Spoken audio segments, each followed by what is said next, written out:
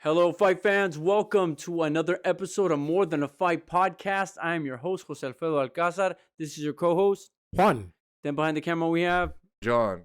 This is episode 56, dedicated to the world of boxing. And yes, this is the week of the biggest fight in boxing this year. History. Just kidding. Well, I wouldn't say history, but kidding. In a long time. And yes, we're talking about Tank Davis versus Ryan Garcia. And we're just going to jump right into it because I know I'm excited for this fight for more reasons than one. Juanillo, where do you want to start with this one? Ryan's going to knock him out. That's all. No, I'm kidding. They both bring huge fan bases. I mean, it's gonna create a buzz. I think it's going to bring a lot of new fans also because, I don't know. And they're both young. They're both undefeated. They're both prideful.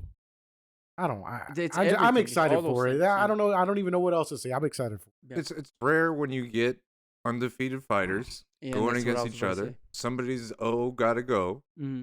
You know what I mean? And I think they've been selling the fight well. Mm-hmm. You know what I mean? The press conference, the two press conferences they did tomorrow or Thursday when this podcast airs in the afternoon, we'll have the actual press conference. See how that goes. I don't think it's gonna be crazy or anything. No, I don't think so. You don't think they're gonna swing like Crawford swung? I think the weigh-in's gonna have more excitement than the press conference, to be honest. Because what else is there to say that they already haven't said? Yeah. And I want to make sure that we stress the fact that this doesn't happen in boxing enough or anywhere near enough. A perfect example is Terrence Crawford and Errol Spence. Both undefeated fighters at 147 pounds. They've been undefeated. They've been calling each other's names out to a certain degree since 2018, really. So what's that, 5 years? Have they gotten in the ring? No. These dudes have been calling each other's names for a while, more so Ryan Garcia. Again, maybe that's just me listening to everything he says, but I feel like Ryan's really been the one that's been saying Tank's name more than Tank's been saying Ryan's name. Well, I mean, the first thing you have to say is the rehydration clause. That puts Garcia at deficit, right? Yes. Well, the point I was trying to get at by saying that is that the reason this fight, I believe, is getting made, and you touched on it there, is because Ryan Garcia has agreed to so many things. And the number one, or one of the big things has been, yes, the rehydration clause, and the catch weight. So it's two things. It's double layered. Number one, catch weight 136. Number two, rehydration clause. And I did some homework on this. And so by 10 a.m. the next day, which is Saturday morning, Ryan Garcia cannot weigh more than 146 pounds. So he can only rehydrate to a certain amount by 10 a.m. After 10 a.m. is when he can start to really eat and be a little more so it's like, it's kind of crazy of that. It's almost like 2 weight cuts. Yes, exactly. So you make the 136 pound weight limit, and then you have to only eat a certain amount after you make the weight, because 10 a.m. they're going to weigh you again, and they're going to go, what is your weight? If it's more than 146 pounds, I don't know if they call off the fight or if he gets fined X amount of dollars or loses some of his purse. No, yeah, I agree with you. They ain't going to call. No, I know, but what do you think of that, Juanillo, knowing that? Well, I mean, there's been other cases that this has obviously made the fighter weaker and all that stuff. Is what they're trying to do, apparently. Yeah. Well, Tank Davis said it himself in an interview, basically saying, well, he has all the advantages. He's taller than me, longer than me, bigger than me. So we have to make it kind of fair, is what Tank Davis is thinking is. Right. But here would be my counter to that. And Juanillo can attest to this because the three of us watched this fight together, if I'm not mistaken. When Tank Davis fought Mario Barrios, what weight was that at? 140. And Mario Barrios, isn't he about the same size as Ryan as far as height and reach are concerned? No, I think he's a little bigger. No, Barrios is bigger. I think, Barrios might be like, 5'11"? And Ryan's like 5'9"? Yeah, 5'8", 5'9", yeah. No, Barrios is definitely bigger, man. But how come with Barrios that wasn't the case? Because they fought at 140 pounds. He respects Ryan more. But wasn't that for a title though? Why would? Of course, he did. He couldn't Against do that. Barrios? Yeah, I think No, it was it for was not against 140, the wasn't title. it? No, it was some make believe title, sure. Yeah, if see, you wanna so do it was a that. title. Yeah, it was something Yeah, it was for the something they conjured WBA up. World Super Light. Because at the time he fought Mario Barrios, all the titles were with Teofimo, or not with Teofimo, with Josh Josh Taylor. Taylor Okay, I got at you. 140. Well, they So- got Barrios on BoxRec at 6 foot. Oh, On Google or Wikipedia, they have him as 5'10". so it's 5'10. He's still They'll- tall. they'll add, yeah. 71 inches reach. And then you got Ryan Garcia coming in at 5'11" He's not. on Wikipedia. Where's his BoxRec? Uh, His BoxRec 5'10". with okay, let's say 70 5'10". Okay, there he's tall. 5'10" He's sounds tall. right, yeah. Yeah, So- no, but 100% Barrios Yeah. is bigger than him. So let me ask both of you this. Based on those two facts that I just pointed out, or that John helped point out, the rehydration plus the catch weight, do you think if Tank were to win, those would be held against him? no. No. Nobody really... You don't think fans would say, well, you made him cut the Hardcore. weight, or you made him You do a will. rehydration? You Yeah, will. I you won't. will. Like hardcore, but regular fans, nah. And this is why I bring it up as well, because when Canelo fought Well, Mayweather Daniel fought Canelo. Jacobs, he made him do a rehydration clause, if I'm not Because mistaken. Jacobs is so Because much Daniel bigger. Jacobs said, I had to cut weight to a certain degree and it debilitated me and blah, blah, blah. But when I feel like when it's a certain fighter, they hold it against them more than other fighters. Yeah, I don't think this is going to be a big deal like that, you know? Right. Well, Mayweather made Canelo cut to 152. Remember? Yes. Yeah, yeah. But so they also supposedly put their whole purse on the line. All right, it's not happening. Yeah. This one, stuff like this, I don't like because we saw this with Canelo and Chavez Jr. most recently. Remember, Juanillo? Yeah. When they were calling each other out. I think it was on ESPN Boxeo or Deportes. I forget the name of the show at the time because they changed it. But then Chavez Sr. stepped in and said, no, we're not doing that. And thankfully he stepped in because Chavez Jr. got his ass whooped. And I get it. It's ego. It's bravado. But I don't think they should do it. And John, you pointed out that who was it? His Conor dad already, McGregor, right? Yeah, No, Connor. Oh no, No, Conor go for McGregor it. came out, said, that's not the point of this. You guys, train hard, fight hard, and enjoy the money afterwards. You should not be betting purses because it's just stupid. Yeah, I know? hope they did that just more so to sell the fight. Because Yeah. I think both guys are definitely worthy of whatever payday they're going to get, and they should not be risking it on ego and bravado, which of course I understand is part of fighting because you have to have some kind of ego, you have to have some kind of bravado and confidence when you get into that ring. So Okay, and you but have- enough of that. Let's get to the meat and potatoes. Who do you guys got and why? Those even odds, I'd bet Tank, of course. But then everyone, he is, I'd say, a little more skillful. But then again, Ryan has all the advantages, and he can KO him with one punch. I think. Right.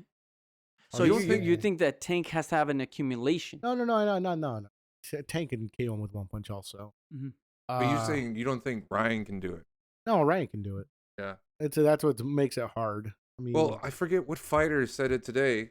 It was the safe money is Tank, Mm-hmm. but you cannot count out. no, never. Garcia. No, you definitely. can't. I know who you're talking about. Who Yeah, said yeah. that? The fight is much closer. I know who you're talking about. Like I it's just like can't think of it right 60-40 to me to Tank, but I would not be surprised if Garcia won. So I'd say Tank. I'd pick Tank, but I would not be surprised if Garcia won. now. Okay, John. To be honest, I kind of see a way that Garcia went. Like, because I kept looking through all these clips and stuff, and it's that left hand, that left hook. I think just because he's a smaller fighter, Davis is a smaller fighter, Mm. Garcia can get in there with Garcia it. seems to throw it right here. Yeah, so it's exactly. Right at Tank. Like he doesn't. Yeah, because he's always taller than all of them, and he's good at throwing it like low. And then don't get me wrong, like Davis has fought all the taller fighters. Like Mario Barrios, like we just talked. Like everyone's taller than Tank except Pitbull. Yeah, except Pitbull. But Pitbull gave him trouble by just constantly being on him like that. Not really giving him. Ryan would not fight him like that. They're going to try to counterpunch. Oh, see, that's what I think. They're not. He's not an attacker like Pitbull. Pitbull just attacks. Yeah, Pitbull was relentless. Well, he stuck to his name. So most likely, Davis wins, but I'd put $20 on Garcia. Yeah, get crazy with it. The odds are. Of course, So both, it sounds like both of you are taking Tank, which is a logical pick. No, I'm saying if you're betting, Tank Davis, but I have a feeling that Garcia pulls it out. I mean, yeah, and here's my take on it. And let me know what you guys think about it, because I've been going through my head about the scenarios and this and that, and the only comparison I could come up with in my head that made my rationale reasonable was Teofimo Lopez against Vasily Lomachenko. And hear me out. So here's why I bring that up. Because Teofimo kept calling Loma out, kept asking for Loma, even though he didn't have the resume that Loma had. He hadn't fought the opposition that Loma had fought. He hadn't done the things that Loma had done, making the ex murderer quit on his stool, beating. I can't even think of all the fighters that Lomachenko beat. But the point is, he wasn't doing what Lomachenko was doing yet. But he kept saying, I can beat this guy. He's not that special. And the more he said it, the more I was like, really? Are you really going to be able to beat this kind of guy at this level when he's fought this type of opposition? And I can, for some reason, all the comparisons are there. Ryan Garcia is saying the exact same thing that Teofimo Lopez was saying leading up to the Lomachenko fight. He was saying, I can beat this guy. I know what needs to be done in order to put him away. And lo and behold, Teofimo Lopez was able to do it regardless of what happened after the fact. But the point is, he kept talking, and he talked the talk, and he walked the walk. And for some reason, I feel like that's what Ryan Garcia is going to do, because he's been calling him out constantly. So there's something he sees, a la Teofimo Lopez, that he can do to Tank Davis, just like Teofimo did to Vasily Lomachenko. So I'm going to take Ryan Garcia. That being said, Ryan has to hurt him early in order for him to win this fight. If he doesn't hurt Tank early or make Tank gun shy early, Tank's going to win the fight, but I'm going to take Ryan Garcia based on that logic of Teofimo Lomachenko. Hey, you know what's funny? Is that Luke Campbell came out today saying that Ryan Garcia is faster than Lomachenko. Oh, what? Yeah, that's what Luke Campbell came out and said today in an interview. He was That's right. I forgot Lomachenko did fight Luke Campbell did fight Lomachenko as well. Yeah. Damn. And that's some high praise. So he was actually saying he's faster than Garcia. That's what I mean. I think Garcia can pull it off, man. No, he can. Oh, no. It's a 50-50 fight, and that's what makes it such a great fight. But what do you think of that, Juanio, about my reasoning? Oh, your reasoning's right. I mean, he's talking. He already talked himself into it. He believes he can beat him, so he's going to fight that way. Yeah. And he has a plan. I'm sure he has a great trainer. But do you believe that he has to win the first half of the fight? Tank doesn't come on till the 6th. Usually that's when he KOs people, Yes. and he loses a lot of the first round. Yes. Maybe Garcia catches him early. I don't know, because he does get hit. Garcia hits hard, and they might be a la Pacquiao too, because I'm just saying he's so fast, people don't see his punches coming, and that's what really hurts people. So, I mean, that might happen. Yeah. And keep in mind that Tank's going to have to come in at some point to get Ryan, because Ryan does have the height and the reach. So at some point, Tank's going to have to figure out how to get on the inside, and that's going to put him at risk in more ways than one. This is going to be an excellent fight. Calvin Ford is a great trainer. Joe Goosen is a great trainer. So there's so many, what's the word I'm looking for? There's so many different variables here that need to be considered. But again, in my humble opinion, I think Ryan has to hurt Tank early or make him gun shy early If he doesn't, I think Tank can win the fight in the later rounds if he can land some body shots on Ryan. All right. And then we'll just cover the rest of the card. Oh, yes. So we do have the co-main, David Morell versus Yamaguchi Falcao. Yes. And I think this is easy work for Morell. It should be easy work for Morell. You're right. So. It should be. Honestly, Juanillo, I've never seen Yamaguchi Falcao fight. Seen him fight. You have? You've seen him too. Have I? I don't recall, but maybe he's good. Right. He's good, but he's not gonna be. Well, I mean, there's always that potential, but I agree with you. I don't think Morell cannot mess around because of what he potentially has in the future. David Benavidez potentially. Oh, they're saying maybe they can even give him Caleb Plant or even Demetrius Bouboundre. So there's a lot there for Morell. So he cannot come in here and take Yamaguchi Falcao lightly because Yamaguchi Falcao does have some knockouts. Yeah, but not that many. I think he's 20-something and he's got 10 knockouts. Well, I thought he had double digits. Or, well, 10 obviously is double digits. I'm sorry. But let me see. He is 24-1 with 10 KOs. Who beat him? Okay, 10 KOs. The last loss was against Christopher Pierce. Yeah, I don't even remember who that is. Who's he fought recently? I know I've seen him fight. Ernest Amazu. Don't know any of them. Alex Theron, Abel Nicolas Adriel. Well, the Ernest Amazu guy, I was just looking up. He had, 4 KOs before the fight? Yeah. We looked that up. So this is not really that great of a competition. Yeah. He's fought really no one. Yeah, but no, I think we all expect Morell to pull this off. All right. And let's move on to probably one of the better fights on the card. Yes. Bek The Bully. And me and Juanillo are opposites on this one. Really? Oh, yeah. And so versus Gabe Rosado. This is going to be the second time they fought. Mm-hmm. And for those of you who know about this fight and are aware of what happened in the first fight, I believe that Gabe Rosado is going to win this fight again because I told Juanillo multiple times because we've seen Bek fight after this loss. Look at wham!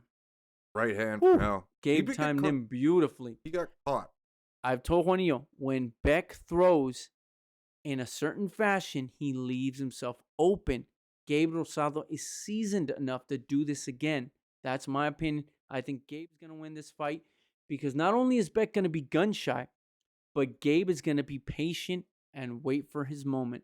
And Bek at some point is going to have to risk, and that's where he's going to get caught again. Bek won't be gun shy. He'll KO him. No, I agree. Right. He's had 4 fights. He's not going to be gun shy. He's had 4 fights since then. It's been since the last fight was in 2021 June, right? Whatever. Yeah. 2019 is when or 2021. You're right. June 19, 2021. I think there's enough water under the bridge that he'll be fine. Right. And I think he'll learn from his past mistakes and move on. We're going to find out. I think Gabe is going to win this one again. And then we'll close out some of the one other notable fight is the Elijah.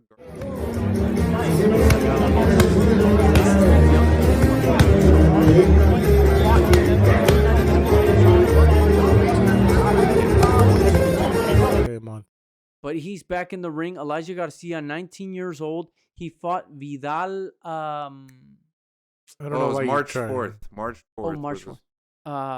I don't remember his last name. I don't know. Amilcar Vidal. There you go. Thank you. Yeah. And Amilcar Vidal was undefeated at the time. Was a good fight as long as it lasted.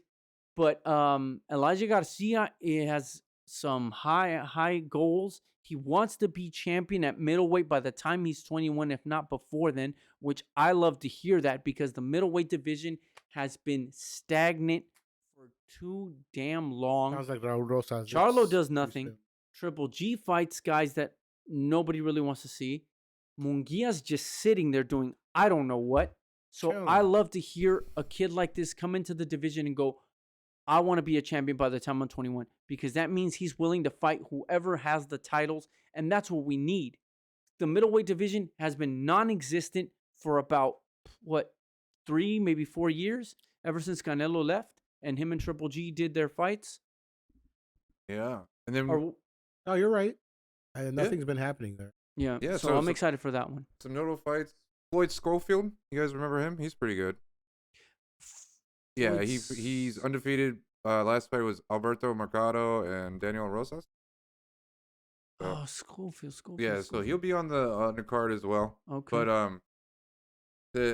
But great fight weekend. We have absolutely. We have Rakhimov Cordina, and then we also that's have right. That's right. Earlier in the day, we're gonna have the DAZN, another DAZN fight in Cardiff. Yeah. So that'll be an interesting one. Joe Cordina will be taking on Rakhimov, like John mentioned, for the titles that Joe Cordina was taken away. Got taken away from him. Which made no sense to me. Strip. Yeah, but he'll get his titles back. But yeah, we'll have another episode for that one, and then absolutely.